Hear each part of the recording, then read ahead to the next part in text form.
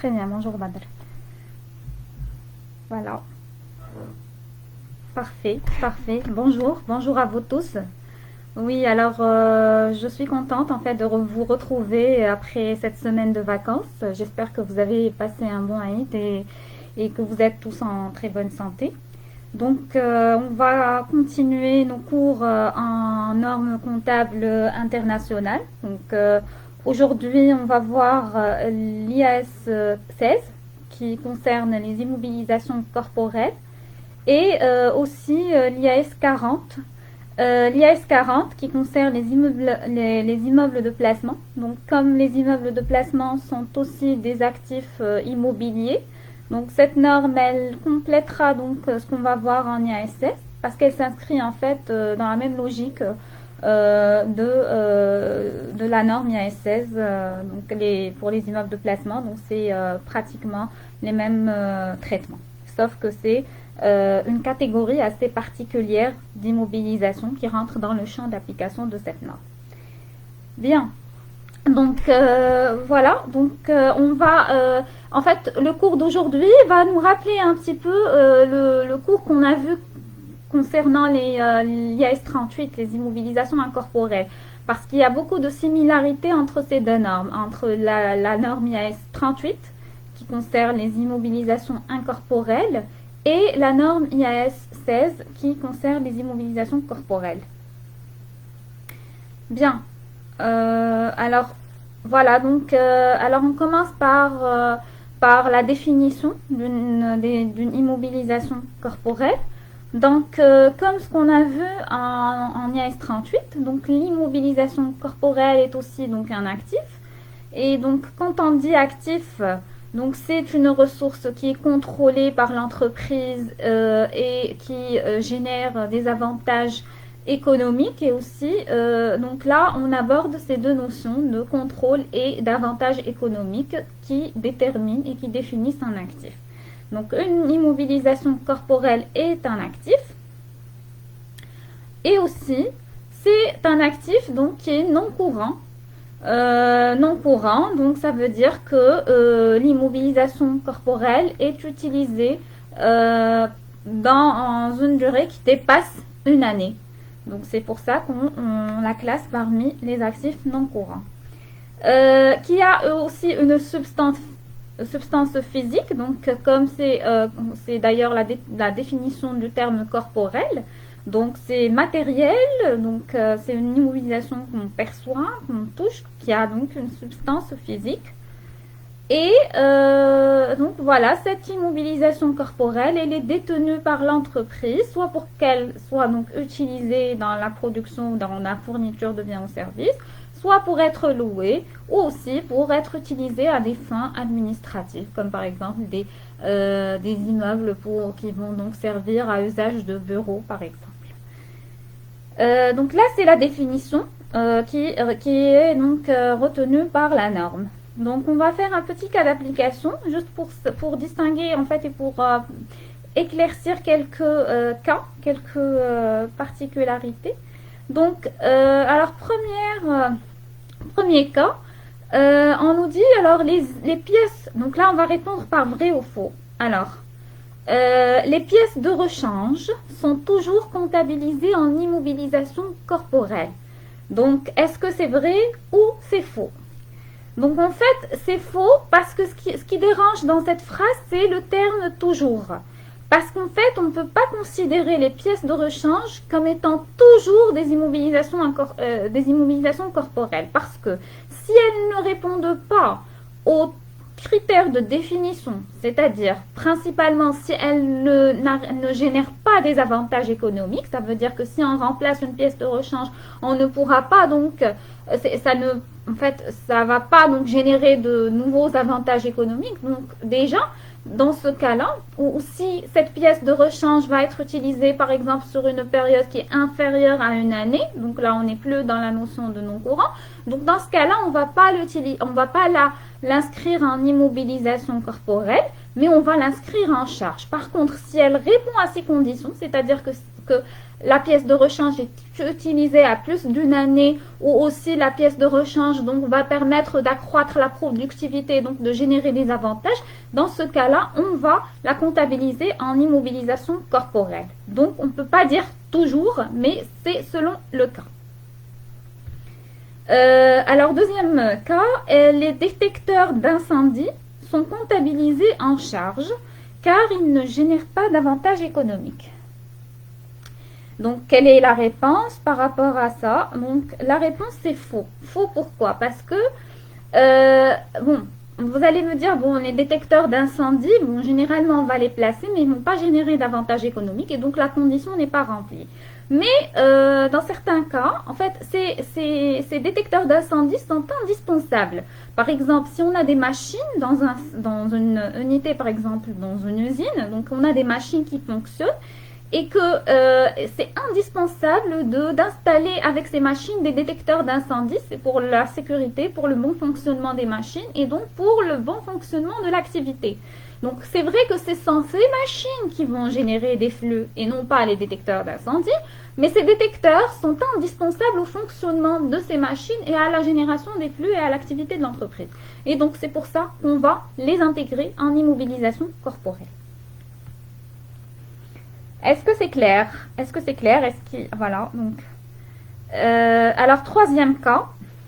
Est-ce qu'il y a des questions? De toutes les façons, s'il y a des questions, hein, comme toujours, donc d'habitude, voilà, donc mettez-les en commentaire et après, j'essaierai de répondre. Le troisième cas, les dépenses courantes de maintenance sont comptabilisées en charge. Voilà, dans ce cas-là, c'est vrai. Comme c'est des dépenses courantes, donc on s'est bien dit, donc c'est courant, donc c'est des charges. On ne peut pas les considérer comme étant un actif non courant. Bien, donc revenons donc à la comptabilisation. Donc on a vu donc quelle est la définition d'une immobilisation corporelle. Maintenant, comment on va comptabiliser cette immo corporelle?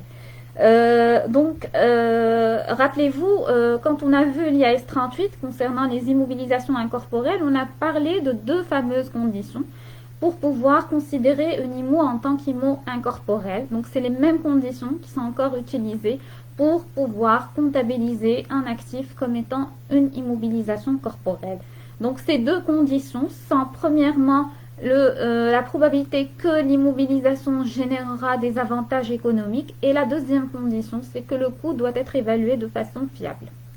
Donc, si ces deux conditions sont remplies, en fait, dans ce cas-là, on va comptabiliser l'actif en tant qu'immobilisation corporelle, bien sûr, avec qui soit aussi, donc, qui est une substance physique et donc qui va être classée en corporel et pas en incorporel.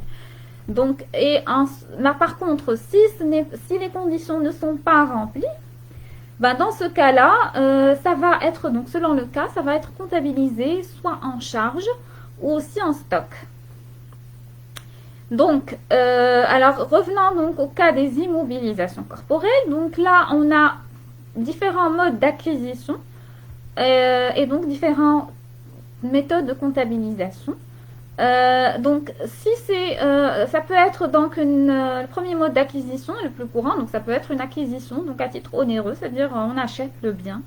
Donc là, c'est le premier mode d'acquisition. Ça peut être aussi une immobilisation qui est produite par la société. Donc, c'est dans le cadre d'une production. Ou aussi une immobilisation qui est donnée par le biais d'échange. Donc, on échange une immobilisation contre une autre.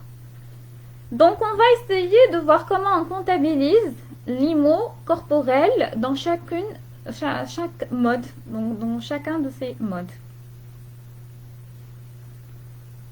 Bien, alors le premier mode d'acquisition, c'est d'acquisition, c'est l'acquisition à titre onéreux, l'acquisition donc séparée. Donc là, on doit donc calculer le coût de cette acquisition, donc qui est donc le prix d'achat, auquel on va rajouter donc les frais de douane et les taxes non récupérables.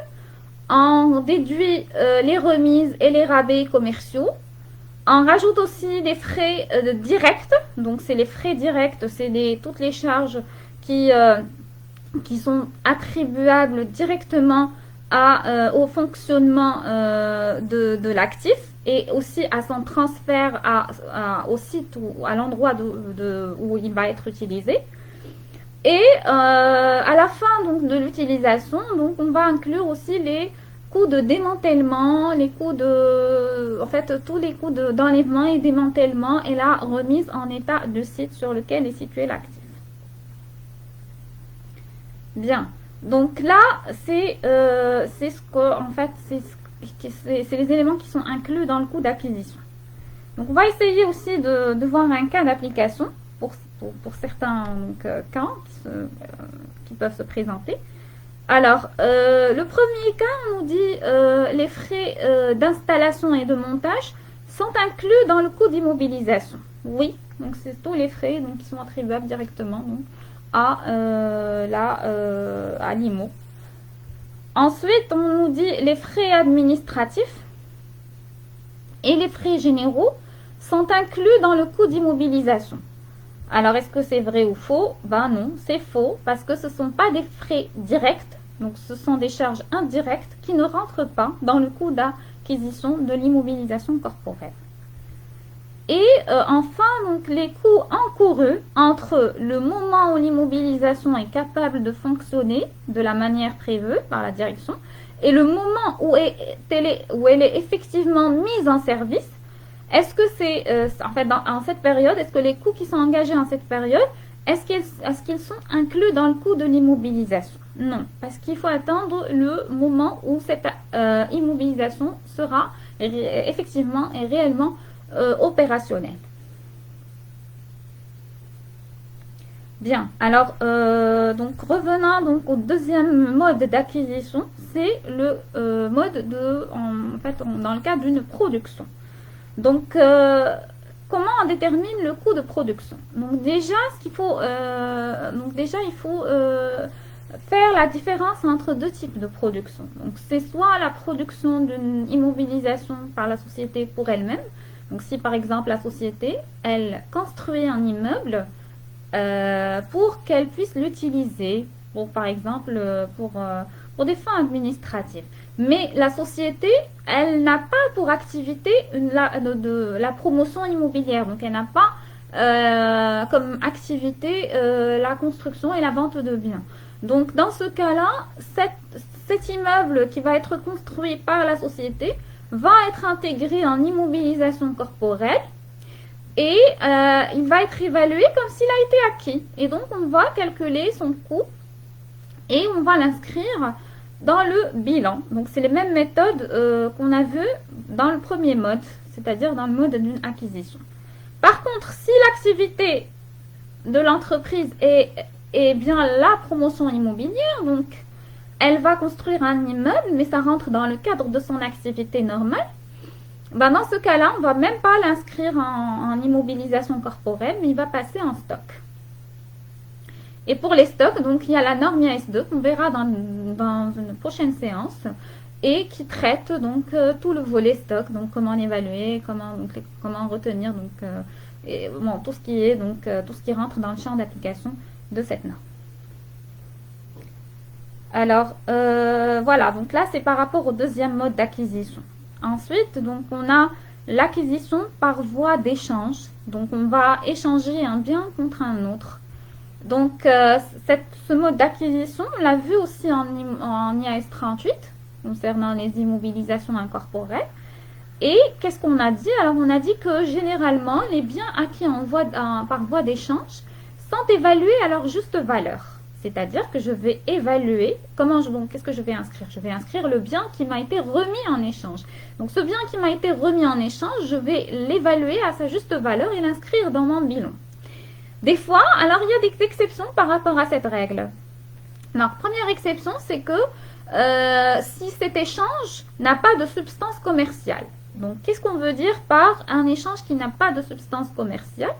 Ben, tout simplement, ça veut dire que l'opération d'échange n'a pas une incidence sur les flux de trésorerie générés. Par exemple, je vais donner une machine, d'accord, donc à mon fournisseur et pour qu'il me la remplace avec une autre, mais ça va pas augmenter c'est-à-dire elle n'est pas plus performante que ce que j'ai donné donc en échange. Donc c'est la même, ils ont le même niveau les deux machines ont le même niveau de performance et donc dans ce cas-là, l'utilisation de la première machine et aussi l'utilisation de la deuxième machine vont assurer le même niveau de flux de trésorerie, donc les mêmes revenus. Et finalement, donc ça n'aura pas une incidence sur mes flux et donc je vais considérer que cette opération d'échange n'a pas une substance commerciale. Donc si c'est le cas, je n'ai pas besoin d'évaluer l'actif remis en échange à sa juste valeur, mais je vais me contenter de sa valeur nette comptable que je vais inscrire dans mon bilan. Par contre, si l'opération d'échange a une substance commerciale, ça veut dire qu'elle a une incidence sur les flux attendus. Et par exemple, j'avais une machine qui était peu performante, donc j'étais pas satisfaite en fait du rendement. Et j'ai demandé à mon fournisseur à ce qu'il me l'échange contre une autre qui est plus performante. Et donc en remplacement, donc quand je vais donc acquérir la deuxième machine qui est plus performante, donc quand je vais l'acquérir en échange, je vais constater que mes flux vont augmenter. Et donc, cette opération, elle a une substance commerciale, donc elle a eu des incidences sur mes flux attendus. Et dans ce cas-là, je vais devoir donc c'est pas une exception, donc elle rentre pas dans le cas d'exception. Et donc, dans ce cas-là, si cette opération, donc justement, a une substance commerciale, la machine remise en échange sera évaluée à sa juste valeur. Donc là, c'est la différence entre la notion de une opération qui a une substance commerciale et une opération qui n'a pas de substance commerciale. Donc, en récapitulant, c'est les opérations qui n'ont pas de substance commerciale qui peuvent donner lieu à une exception et donc qui nous permettent d'évaluer l'actif reçu en échange à sa valeur nette comptable au lieu de sa juste valeur. Maintenant, donc la deuxième exception, c'est si on n'arrive pas à évaluer cette juste valeur de façon fiable, donc on n'a pas assez de données, on n'a pas de données suffisantes sur le marché qui peuvent nous permettre d'évaluer le bien à sa juste valeur. Dans ce cas-là, on pourra se contenter de la valeur nette comptable.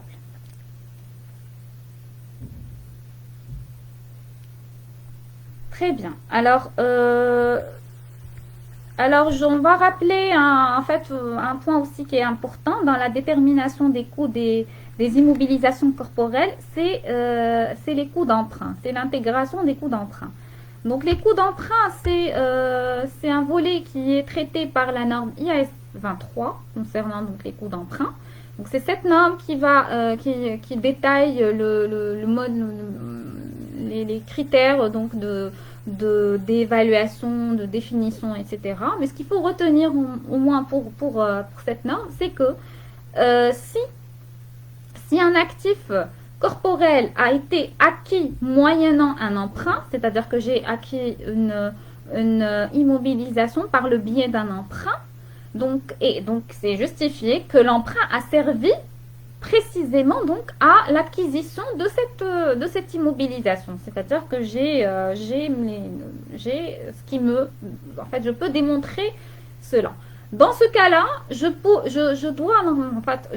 j'intègre les frais, les coûts d'emprunt, les coûts de cet emprunt, principalement donc les charges d'intérêt et les frais financiers, donc je vais les intégrer dans le coût de l'immobilisation. Je vais les activer et les donc incorporer au coût de l'immobilisation.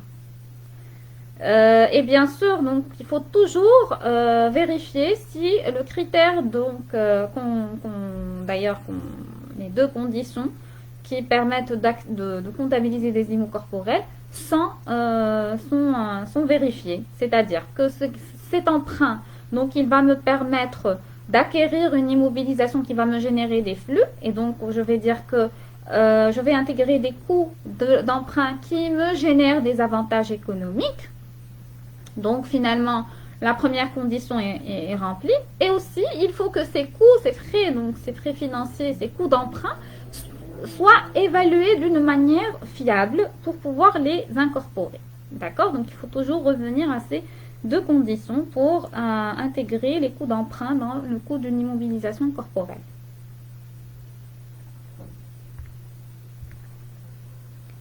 Donc maintenant, donc, on passe à la comptabilisation postérieure. Donc là, on a inscrit l'immobilisation en bilan. Maintenant, donc à chaque clôture, il faudra donc là évaluer donc, et comptabiliser donc, les éventuels amortissements ou pertes de valeur.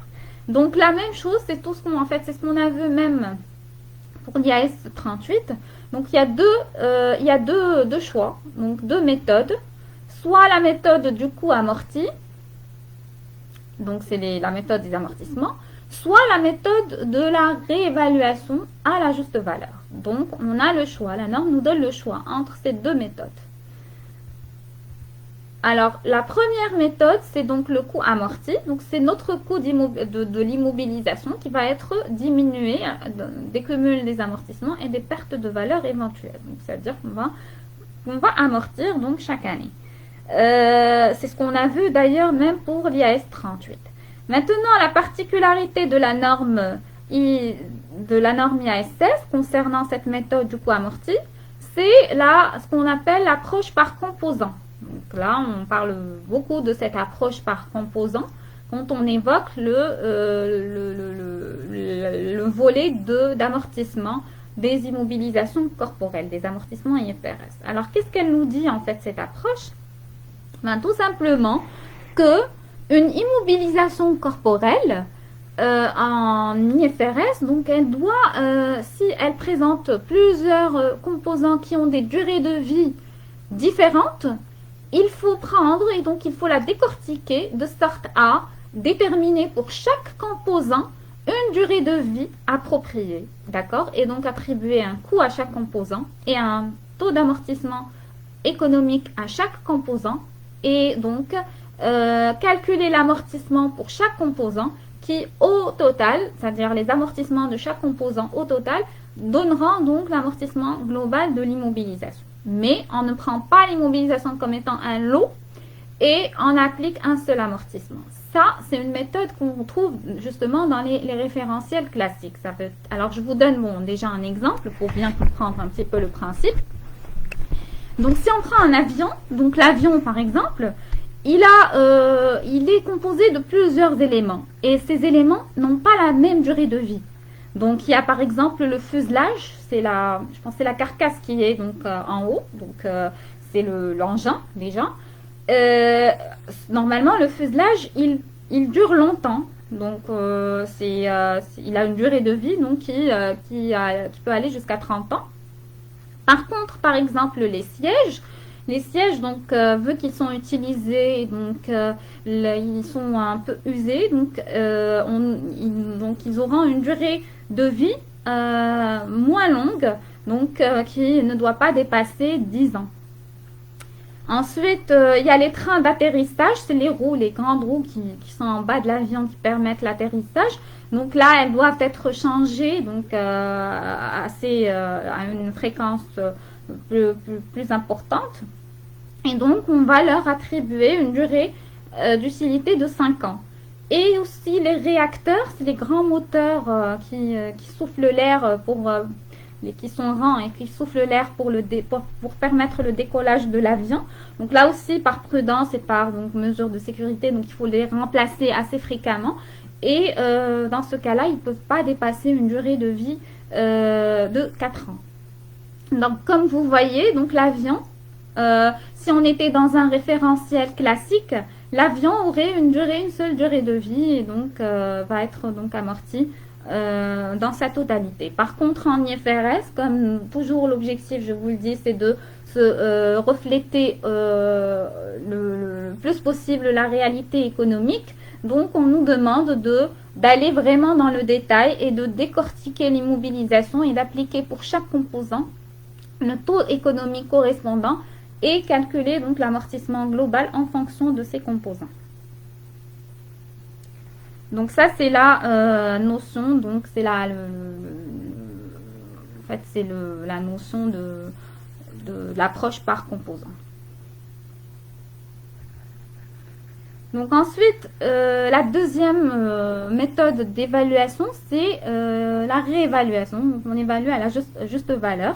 Ça veut dire que c'est toujours, donc c'est un montant réévalué qui est diminué des cumuls et des amortissements et des pertes de valeur. Donc autrement dit, on va à chaque fois réévaluer notre immobilisation à sa valeur et de marché et passer donc les variations, donc soit une plus-value, soit une moins-value. On évalue par exemple à cette année et on compare la juste valeur de cette année à celle de l'année précédente et ça nous donnera donc soit une plus-value ou là une moins-value, donc en fonction de ce qu'on va retenir comme juste valeur. Donc je vais donc rappeler le cas, l'exemple qu'on a vu en IAS 38, donc pour voir concrètement comment on comptabilise les variations de juste valeur et comment donc on comptabilise une immobilisation selon la méthode de réévaluation. Donc si une immobilisation vaut 100, donc elle avait une juste valeur qui était égale à 100 en N, donc en N plus 1, elle n'est plus à 100, elle est à 80. Donc ça veut dire qu'elle a perdu de la valeur, elle a perdu 20. Donc c'est une moins-value de 20. Donc cette moins-value, généralement, elle doit être comptabilisée en résultat.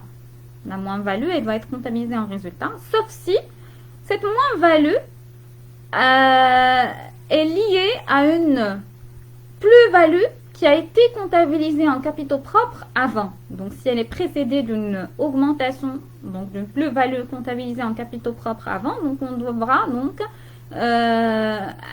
l'impacter sur les capitaux propres. Maintenant, donc on est en N plus 1, on avait 80. Maintenant, en N plus 2, on est à 90. Donc, ça veut dire qu'on a une plus-value de 10 entre 80 et 90. Donc, ça nous fait une plus-value. Donc, une petite amélioration de 10. Maintenant, cette plus-value, normalement, dans le cas normal, il faut constater les plus-values en capitaux propres, en écart de réévaluation. Mais si cette plus-value a été précédée d'une diminution, c'est-à-dire d'une moins-value qui a été comptabilisée en résultat, et donc on va impacter la plus-value, elle aussi, en résultat.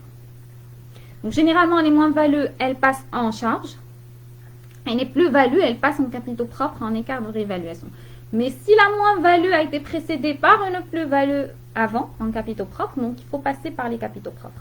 La même chose pour les plus-values. Les plus-values, généralement, passent en capitaux propres, mais si elles ont été précédées d'une moins-value passée en résultat, donc il faudra suivre, donc il faudra les passer en résultat. Et il faut donc, ça, c'est un ajustement donc, qui se fait d'une année à l'autre. Bien, alors pour les dépréciations, donc là on a déjà traité donc, la norme IAS 36 concernant les dépréciations. Donc on a dit que les immobilisations corporelles rentrent dans le champ d'application des dépréciations, des tests de dépréciation. Donc il faudra dérouler les tests de dépréciation en présence, d'une manière générale, il faudra les dérouler en présence d'indices de perte de valeur. Mais il faut, alors comme on a dit, si on a une UGT, c'est-à-dire un groupe d'actifs qui va être testé, et que ce groupe d'actifs ou cette UGT comprend un goodwill, on a dit que le goodwill doit obligatoirement faire l'objet de tests de dépréciation, même en l'absence d'indices de perte de valeur. Donc dans ce cas-là, si une UGT comprend le goodwill et aussi d'autres immobilisations corporelles, et bien vu que ces immobilisations corporelles sont avec le goodwill, donc il faut qu'elles soient elles aussi testées obligatoirement, donc chaque année, même en l'absence d'indice de perte de valeur. Donc tout ça, on l'a vu la dernière fois dans le cours de l'IAS 36. Alors, maintenant, pour l'IAS 40, pour les immeubles de placement, donc les immeubles de placement, donc en fait, ce sont des actifs immobiliers, donc sauf qu'ils ont donc, c'est une définition donc assez spécifique. Donc un immeuble de placement, quand est-ce qu'on peut appeler un actif immobilier comme étant le classer comme étant un immeuble de placement? Ben, en fait, si cet actif est acquis ou il est produit donc, par la société pour retirer des loyers, ça veut dire que je vais acheter je vais acheter un immeuble et cet immeuble, je vais le louer par la suite donc pour dégager des loyers. Donc dans ce cas-là, il ne va pas être classé en immobilisation corporelle, mais il va être classé en immeuble de placement. Donc c'est la présentation du bilan IFRS, donc qui va faire cette distinction. C'est-à-dire qu'on aura la ligne immobilisation corporelle et on a aussi la ligne immeuble de placement. Donc un immeuble qui est acquis pour générer des loyers ne fait pas partie de la ligne immobilisation corporelle, mais il fait partie de la ligne immeuble de placement. En fait, une autre catégorie qui rentre aussi dans le champ d'application des immeubles de placement, c'est les biens qui sont acquis pour valoriser le capital. C'est-à-dire que moi, je vais acheter un terrain, par exemple, ou là, un immeuble, et je ne vais pas l'utiliser tout de suite. Donc, je ne compte pas l'utiliser, mais je vais le garder parce que moi, je l'ai acheté à une valeur et que je sais qu'après, par exemple, 5 ans ou 10 ans, sa valeur va augmenter, donc je pourrai en tirer des profits. Donc, ça aussi, c'est une catégorie d'actifs qui vont rentrer dans le champ d'application des immeubles, donc qui vont être classés en tant qu'immeubles de placement. Donc voilà, on parle de bâtiments, en fait, on parle de biens immobiliers, donc on parle de bâtiments, de construction, de terrain, donc c'est toutes sortes d'actifs immobiliers. Ou alors voilà, donc c'est soit qu'ils vont donc être acquis pour générer des loyers ou être acquis pour valoriser le capital, ou les deux. Donc on va générer les loyers, on va le donner en location, mais on sait aussi que après 5 ans, sa valeur va augmenter. Et donc on pourra, à la fin du contrat de location, on pourra le vendre. D'accord? Et donc dans ce cas-là, il va pertinemment entrer dans le champ d'application de l'IAS 40.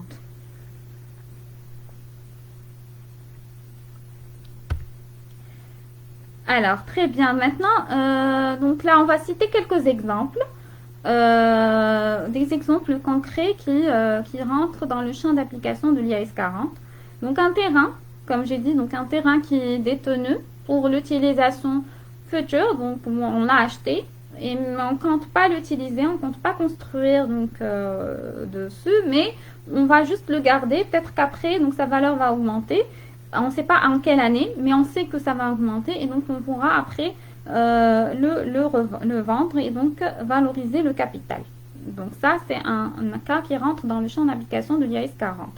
Il y a aussi donc le deuxième cas, c'est un bâtiment qui appartient à une entité qui est donnée en location, là en sous-location, dans le cadre d'un contrat de location. Donc comme on a dit, c'est la première catégorie. Donc c'est des biens qui sont donnés en location et donc forcément, systématiquement, ils font partie des immeubles de placement. Donc aussi un bâtiment qui est vacant, donc maintenant donc il n'est pas loué, il est vacant, mais on compte le louer après. Donc on a l'intention de le louer. Là aussi, c'est un bâtiment qui va rentrer dans le champ d'application de l'IAS 40. Et enfin, donc un bien immobilier qui est toujours en cours de construction ou d'aménagement, donc il n'est pas encore construit et donc il n'est pas encore activé, mais on sait qu'après on va l'utiliser en tant qu'immeuble de placement, c'est-à-dire qu'on va le louer, ou là on va attendre à ce qu'il gagne de la valeur et après donc le vendre. Et donc on a déjà cette intention, même en cours d'acquisition, donc on va le classer en immeuble de placement et par la suite à l'activer dans cette catégorie qui est donc les immeubles de placement. Donc pour l'évaluation, c'est-à-dire comment on va évaluer ces immeubles de placement, comment on va les amortir, donc c'est les mêmes règles qu'on a, donc qu'on a vu dans les immeubles corporels, c'est-à-dire qu'on va devoir donc déterminer leur coût selon les mêmes règles, et aussi donc on va les amortir soit selon la méthode du coût amorti, comme on a vu, donc de la même façon que les immobilisations corporelles, ou selon la méthode de réévaluation à la juste valeur. Sauf que là, donc, les variations de juste valeur des immeubles de placement ils passent en résultat. Donc, c'est la particularité donc, des immeubles de placement. Donc là, donc c'était tout pour cette norme, pour l'IAS 16. Donc jusque-là, ce qu'on a vu, donc pour les gens qui n'ont pas pu suivre les séances précédentes, les cours précédents, donc on a vu L'IAS 38, on a vu aussi l'IAS 36, donc l'IAS 38 concernant les immobilisations incorporelles, on a vu l'IAS 36 concernant les dépréciations, les tests de dépréciation, les dépréciations d'actifs. On a vu aujourd'hui l'IAS 16 concernant les immobilisations corporelles et aussi l'IAS 40 concernant les immeubles de placement. Donc, à part bien sûr l'IAS 1 qu'on a vu au début, donc qui était la présentation, donc c'est l'introduction d'ailleurs des normes comptables IFRS. Donc moi, ce que je vais vous proposer, c'est, je vais vous donner, alors c'est-à-dire qu'après, donc on a vu ces 4 normes, on va essayer de faire un cas de synthèse, donc un cas d'application, qui sera une synthèse de ces 4 normes, avant de passer aux autres normes dans les prochains cours. Donc maintenant, ce que je vais faire, c'est, alors je vais vous donner l'énoncé. Ce que je vous propose, c'est de le travailler donc, au courant de la semaine.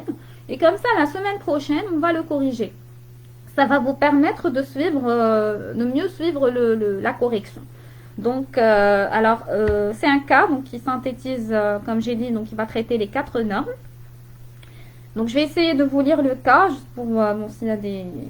Après, s'il y a des questions, vous pouvez les poser de toutes les façons en commentaire. Et voilà, et je vous laisse le temps de le travailler au courant de la semaine. Donc, la société Ibiza est une société européenne cotée, appliquant les IFRS pour la première fois. Au cours de l'année N, elle a réalisé plusieurs opérations portant sur des immobilisations corporelles et incorporelles, et ces opérations sont présentées ci-dessous. Donc, on a un nouveau matériel industriel qui a été acquis dans les conditions suivantes. Le prix d'achat du matériel est de 100 000. Il est payé le 2 mai de l'année N.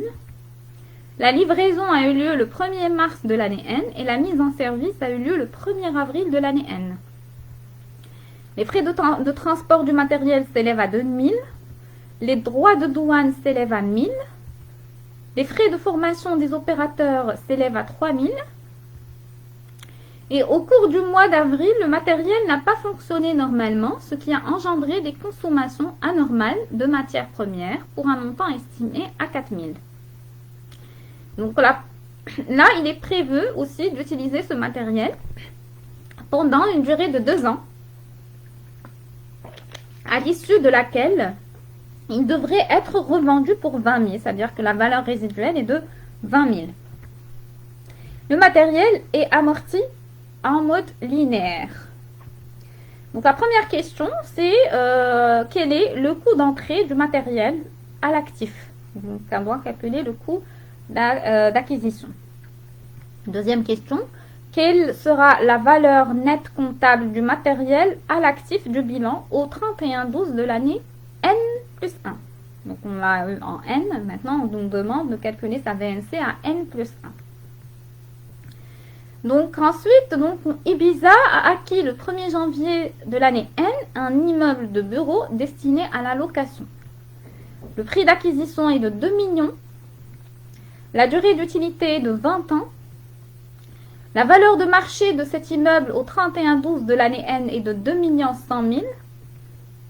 Donc la question est comment l'immeuble peut-il être évalué après sa comptabilisation initiale, c'est-à-dire au 31/12 de l'année N. Alors, la question suivante, c'est déterminer pour chacune des méthodes d'évaluation possibles la valeur de l'immeuble à l'actif au 31/12 de l'année N et l'incidence sur le résultat de la méthode d'évaluation retenue, c'est-à-dire quel est l'impact. Donc, on va faire l'exercice pour les méthodes qui sont possibles. Et pour chaque méthode, on doit calculer l'impact qui va avoir lieu sur le compte de résultat. Donc, la 5e question, donc quelles raisons pourraient inciter la société Ibiza à choisir une méthode d'évaluation plutôt que d'autres? Donc, après avoir calculé l'impact sur le résultat et le coût et la valeur sur l'actif, donc on pourra faire une petite réflexion par rapport à ces méthodes et évaluer quelle est la méthode la plus pertinente et la plus qui serait pertinent donc d'utiliser comme méthode. Alors, troisième partie, donc Ibiza possède un deuxième immeuble de bureau destiné à son propre usage. Cet immeuble a été acquis début janvier de l'année N-4 pour 3 millions. Il est amorti en linéaire sur 30 ans.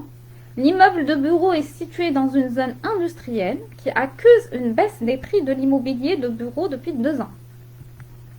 Donc, au 31-12 de la société N, de l'année N, la société a décidé d'effectuer un test de dépréciation et a fait expertiser l'immeuble. Donc, elle a évalué à sa juste valeur.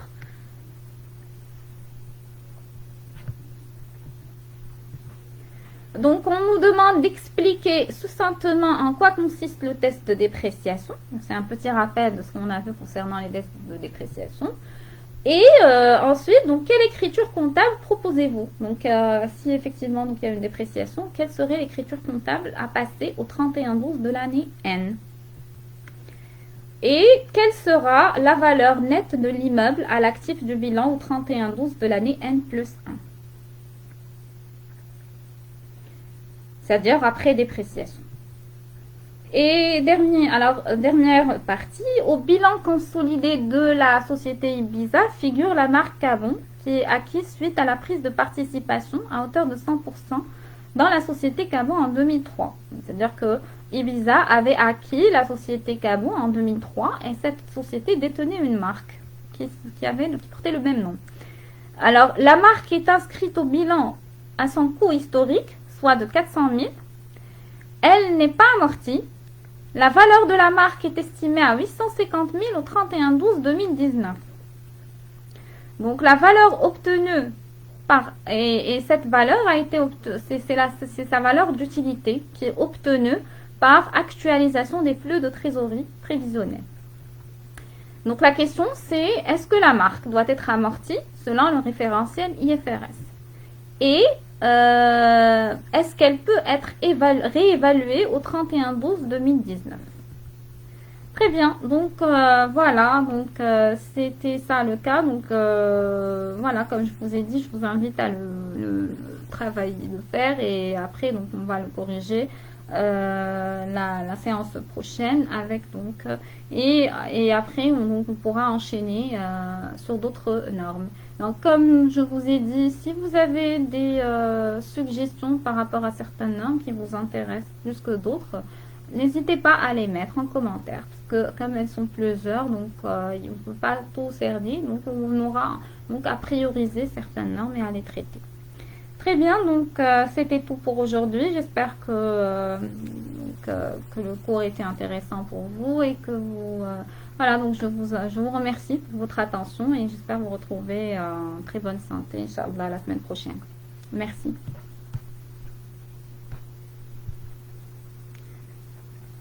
Alors,